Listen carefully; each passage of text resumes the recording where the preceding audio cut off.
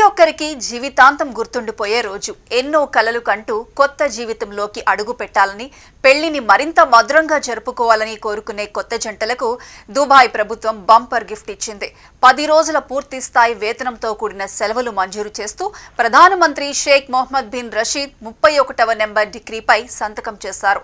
ఈ విధానం వచ్చే జనవరి 2026 నుంచి అమల్లోకి రానుంది.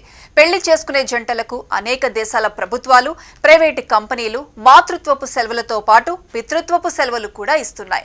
ఇప్పుడు దుబాయ్ కూడా ఇలాంటి దేశాల సరసన నిలిచింది. పెళ్లి చేసుకునే కొత్త జంటలకు 10 రోజులు వేతనంతో కూడిన సెలవులు ఇస్తోంది. అయితే ఎమిరాతీ ఉద్యోగులకు మాత్రమే ఇది వర్తిస్తుంది.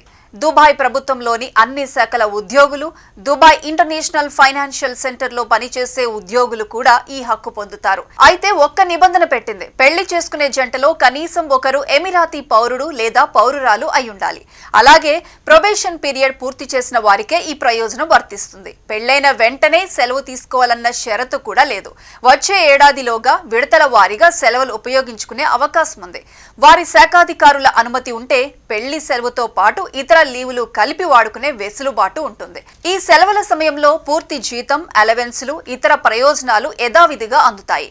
పెళ్లికి 10 రోజుల సెలవులంటే చిన్న విషయంగా కనిపించొచ్చు. కానీ మానవ సంబంధాలకు ప్రాధాన్యతనిస్తూ వర్క్ లైఫ్ బ్యాలెన్స్ ను ప్రోత్సహించే ఈ నిర్ణయం విశేషంగా పేర్కొనవచ్చు.